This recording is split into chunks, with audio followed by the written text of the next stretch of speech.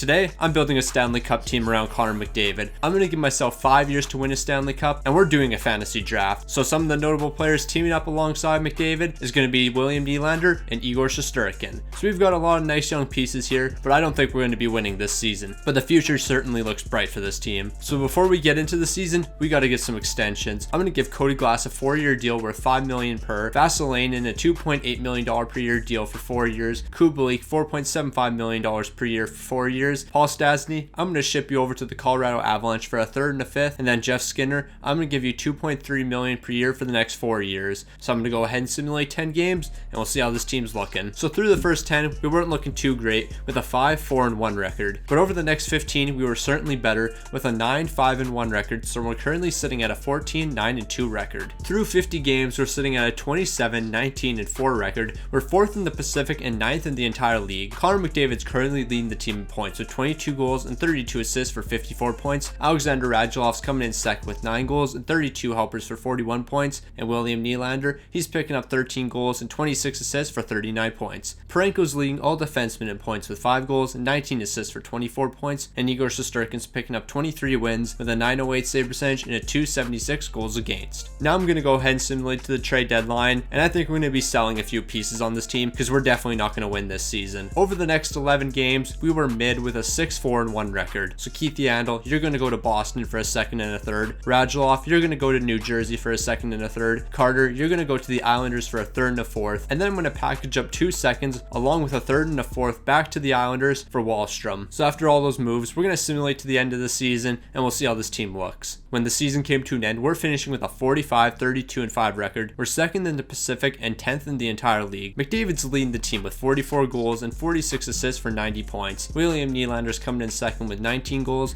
and 51 assists for 70 points. And Ryan Hartman's picking up 19 goals and 33 assists for 52 points to round out the top 3. Leading the defense is going to be Colton Parayko with 8 goals and 31 helpers for 39 points. And Igor Shesterkin's picking up 38 wins with a 909 save percentage and a 282 goals against. Kucherov's leading all players in points with 42 goals and 64 assists for 106 points. Nathan MacKinnon's coming in second with 53 goals and 51 assists for 104 points, while Brad Marchand's going to round out the top 3 with 47 goals and 49 assists for 96 points. Adam Fox is leading all defensemen in points with 7 goals and 74 assists for 81 points, and Connor Hellebuyck's going to lead the entire league in wins with 41, while posting a 922 save percentage and a 240 goals against. In the first round, the Edmonton Oilers are going to be taking on the San Jose Sharks. A Ryan Suter OT winner is going to help us take game 1 5-4, but 3 straight from the Sharks is going to allow them to even up the series, and the Sharks are going to continue to roll as they're taking game 3 in another 4-2 win. But in game 4, Igor Shesterkin put a stop to the momentum as he's picking up a 35 save shutout to even up the series. An OT winner from Donskoy is going to push the Sharks to the brink of elimination, but the Sharks are avoiding elimination with the help of a Philip Forsberg goal with only 22 seconds left. And in game 7, 3 unanswered from the Oilers is going to help us reach the second round. And in the second round, we're going to be taking on the Vegas Golden Knights. Vegas is coming out hot in game 1 as they're dominating, as they're winning 6-0. Luckily, the Oilers are going to be able to hold on in game 2 and even up the series. A Cody Glass OT winner is going to put us up 2-1, but Vegas would bounce back with a multi-goal game from Bo Horvat. An 8-goal game from the Oilers is going to put us 1 game away from the conference finals, but a 5-goal first period from Vegas is too much to overcome, and we're headed to another game 7. But this time around in game 7, Robin Leonard's going to shut us out, and we're falling in 7 games. When the playoffs came to an end, the Arizona Coyotes would go on to win the Stanley Cup. Never thought I would say those words. McDavid led the team with 4 goals and 13 assists for 17 points. Taking a look at the draft lottery results, Seattle's going to jump from 6-1. Before we make any picks in this draft, I'm going to send Donskoy to Columbus for the 95th overall pick, and then I'm going to package up Perfetti, the 35th overall pick, and the 95th overall pick to Detroit for Sean Couturier. Once we got to drafting, our best prospect ended up being a medium top 4 potential defenseman. So like normal, I'm going to sign all the important rookies and qualify all the important RFAs. Now it's time to make some moves. Kubalik, I'm going to send you to LA for a 4th, and then Tatar, I'm going to package you up along with a 4th to the Islanders for a 5th. This was mainly a cap dump move. And then I'm going to extend Wallstrom for 3 years at a 4.3 AVA. DiPietro, you're going to get $1.2 million per year for 1 year. Strowman, you're going to get $1.7 million per year for 1 year. DeMello, $1.5 million per year for 3 years. Giroux, $6.75 million per year for 1 year. Craig Smith, $1.3 million per year for 1 year. Corpusalo, $1.2 million per year for 2 years. And Palmieri, $1.8 million per year for 1 year. And after signing Palmieri, I'm going to make a blockbuster move. I'm going to package up Giroux along with 2/3 and a 5th to Seattle for Shane Wright. Yeah, you you heard that right. I basically just turned 2/3 and a fifth into Shane Wright. So the pro scout is telling me not to do this. Well, there's a reason he's a scout and not a GM, but we're not done yet. McNabb, you're going to go to the Leafs for a second and a sixth, and then Clark, I'm sending you to Pittsburgh for Weegar and a fifth. Then I'm going to extend Weegar to a 5-year deal worth 6.6 per year. And we're still not done. 2 more seconds and our first round picks going to Arizona for Soderstrom, so we got 1 more season of being mid here. The young pieces are slowly developing and our goaltending is elite, so I'm not worried about that. So I'm going to go ahead and simulate 10 games and we'll see how this team's looking. Through the first 10, we're not looking too bad with a 6-3-1 record. Over the next 15 though, we were just okay with an 8-6-1 record, so we're currently sitting at a 14-9-2 record. When we reach the 50 game mark,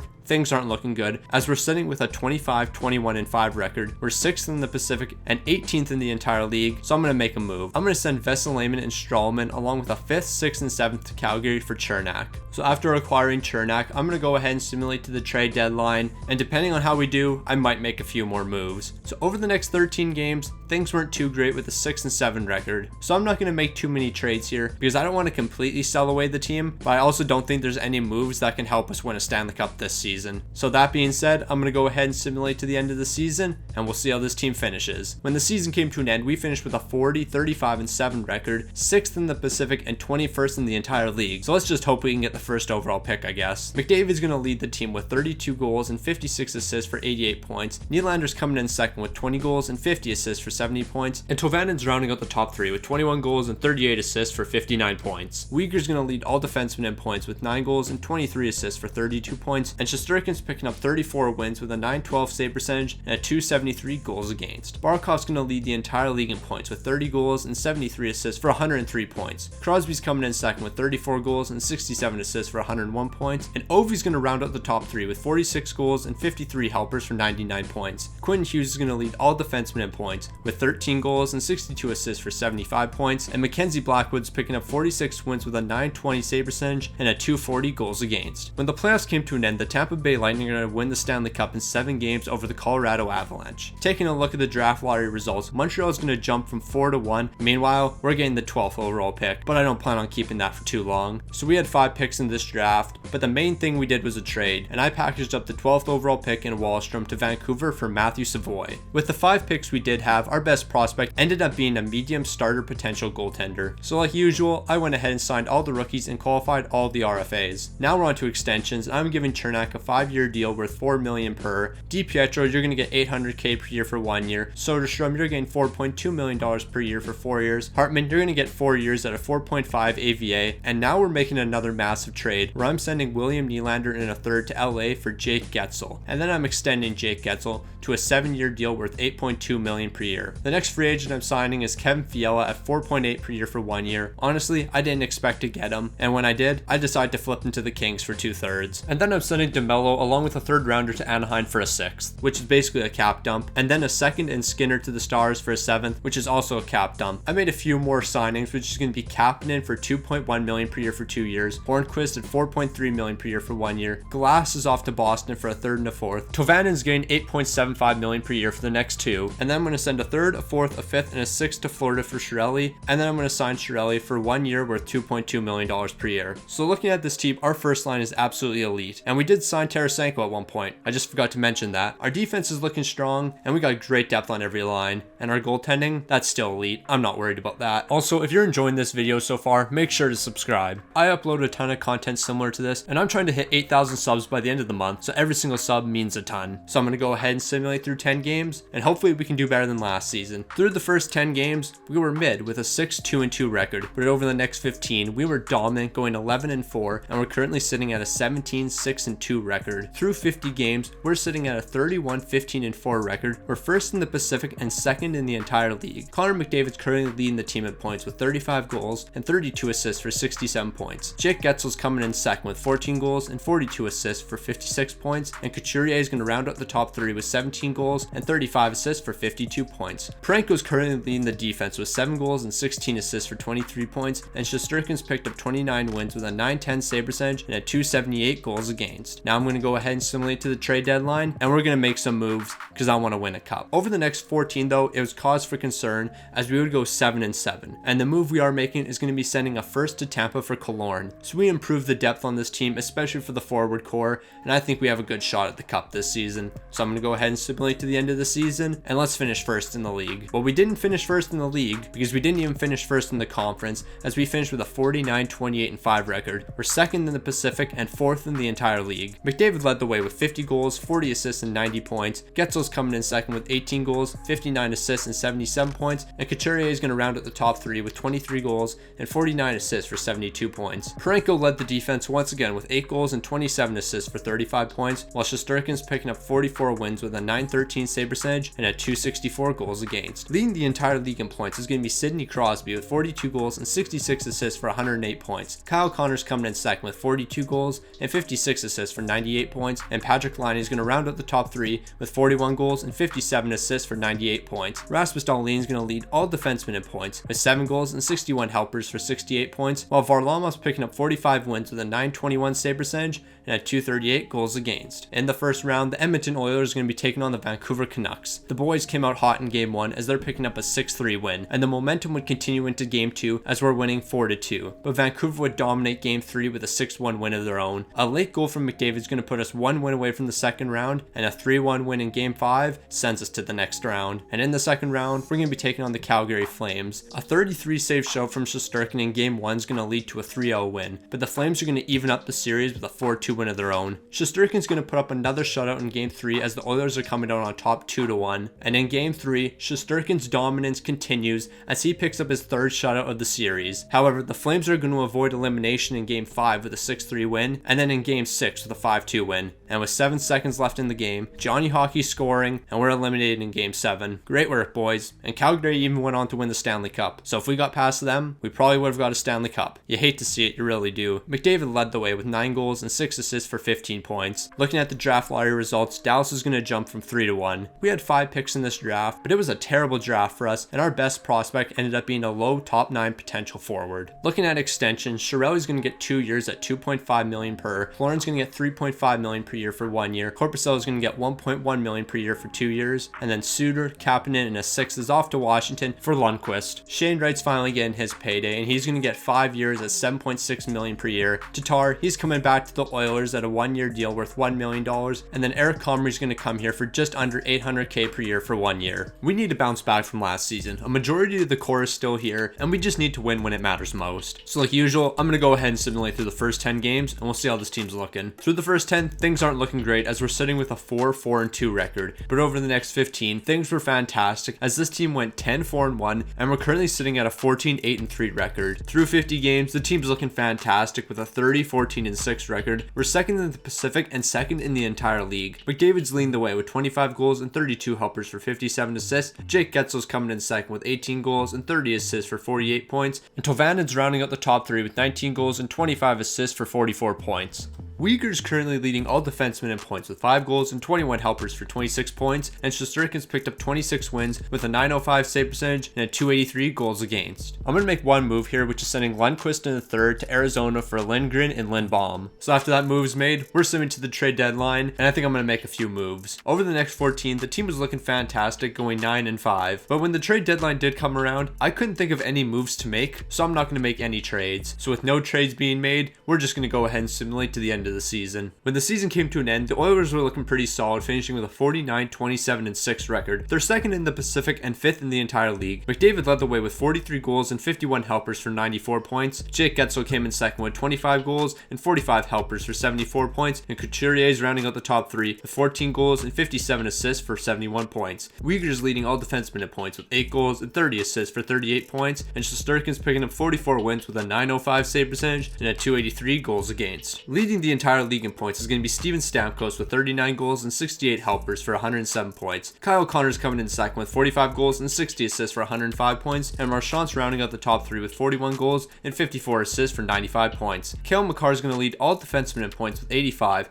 consisting of 19 goals and 66 assists. And Shesterkin, he's leading all goaltenders in wins, but we already know what his numbers are. In the first round, the Edmonton Oilers are going to be taking on the Anaheim Ducks. The Oilers started off strong, winning game 1 4-2, and 2 third period goals from from Hartman is going to give us a 2-0 series lead. In Game 3, an OT winner from Henrique is going to help the Ducks avoid falling to a 3-0 deficit, and the momentum's going to continue for the Ducks as they're going to even the series with a 4-2 win. The Ducks continue to roll with a Cam Atkinson OT winner, and that's putting the Oilers on the brink of elimination. Luckily, a Killorn goal is going to force Game 7, but in Game 7, we're blowing a 2-0 series lead. Great job, boys. No, but seriously, this is getting ridiculous. We're changing up everything for next season. Leading the team in points in the postseason was Shane Wright with 3 goals and 6 assists for 9 points. Looking at the draft lottery results, Winnipeg's going to jump from 2 to 1. We ended up having 4 picks in this draft, and our best player ended up being a low elite potential right winger. And we did send the 24th overall pick and the 88th to Columbus for a future first. So I'm going to go ahead and sign all the important rookies and qualify all the RFAs. And then we're going to make some extensions. DiPietro, I'm going to give you $1.5 million per year for 1 year. Lindgren, I'm sending you to the Islanders for a second and a third. And then I'm sending a first and a second to LA for Wallstead. He's got low franchise potential, so I'm assuming he's going to increase to like an 89 overall, and we just need to shake things up. And then I'm going to send Lindbaum and a first to Pittsburgh for Mo Sider, and then Parenko, a second and a third, is going to Dallas for Jacob Slavin. Sorelli and a fifth is going to go to the Ducks for a second, a third, and a fourth, and then Edvinson's going to be packaged up along with a second and a fourth to Carolina for Nugent Hopkins. But we're not done yet. I'm going to send a second and 2/3 to Pittsburgh for Wallander, and then I'm going to flip Wallander along with a prospect and a sixth to Toronto for Ty Smith. We're in a win now situation. Someone needs to step up, and I'm just really hoping the goaltending can fill the shoes of Igor Shesterkin. So I'm going to go ahead and simulate 10 games into the season, and please don't fall apart. Okay, we're 2-7-1. I'm fixing this. Nah, bro, you're done here. You just played your final game. So I'm going to ship both of our goalies to Arizona for Cole Sillinger and Braden Holtby, and then Couturier, a first, and Holtby, along with a depth piece, is off to St. Louis for Halbuck in a second. Sillinger is going to become our second line right winger, and Halbuck, I need you to save this team. So we're going to simulate to the 25 game mark, and I need somebody to step up, and I'm looking at Halbuck. Through the next 15 games, the team was looking great, going 11-4, so we're currently sitting at a 13-11-1 record. At the 50 game mark, things aren't looking too great. We're 28-19-3, we're third in the Pacific and sixth in the entire league. McDavid's currently leading the way with 29 goals and 32 helpers for 61 points. Tovan's coming in second with 20 goals and 34 assists for 54 points, and Shane Wright's going to round out the top 3 with 17 goals and 34 helpers for 51 points. Mo Sider's leading all defensemen with 5 goals and 25 assists for 30 points, and since Halbuck's been here, he's picked up 19 wins with a .912 save percentage and a .254 goals against. So now I'm going to go ahead and simulate to the trade deadline, and at the trade deadline, I don't expect to make too many moves because we've traded away basically all of our picks.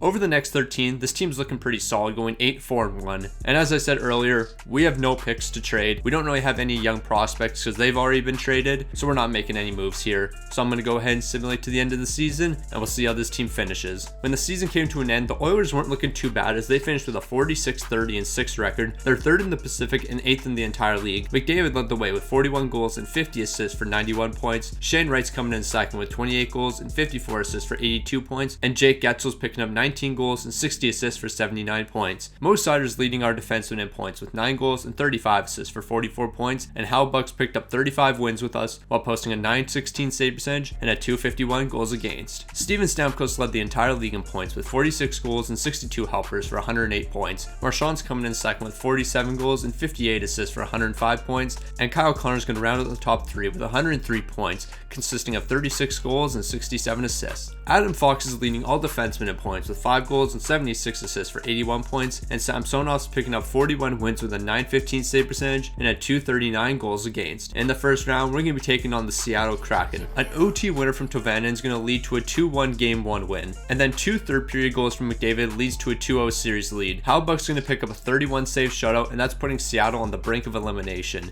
And in Game 4, McDavid's picking up a hat-trick, and that's sending us to the second round. In the second round, we're going to be taking on the San Jose Sharks. Another McDavid hat-trick is going to allow the Oilers to take Game 1. And in case you were wondering, McDavid currently has 10 goals and 5 assists for 15 points in 5 games. Yeah, he's dialed in. An OT winner from Dal Cole is going to give us a 2-0 series lead, and then a Connor Halbuck shutout is going to put the Sharks on the brink of elimination. But the Sharks are going to avoid the sweep with a 4-1 Game 4 win. Shane Wright would pick up the OT winner in Game 5, and the Oilers are off to the conference finals. And in the conference finals, they're going to be matching up against the Chicago Blackhawks. Chicago's coming out hot in Game 1 with a 7-5 win, but 4 unanswered from the Oilers is going to even the series at 1 game apiece. 5 straight from Edmonton is going to give us a 2-1 series lead, but Chicago's going to even it up with a 5-2 win of their own. Connor Halbuck's picking up another shutout to put the Oilers 1 game away from the Stanley Cup, but Chicago's going to avoid elimination with a 4-1 win, and we're off to Game 7. In Game 7, an OT winner from Ty Smith is going to send the Oilers to the Stanley Cup Final. And in the Stanley Cup Final, they're matching up against the New Jersey Devils. Jersey comes out hot in Game 1, winning 4-1, but the Oilers are going to bounce back with a late goal from McDavid to even the series. 4 straight from the Devils is going to put them up 2-1, and New Jersey continues to roll, which puts themselves 1 win away from the Stanley Cup. And in Game 5, it's over. It's all over. Honestly, I'm still mad about the 3-1 blown lead. We should have won a cup in year 3.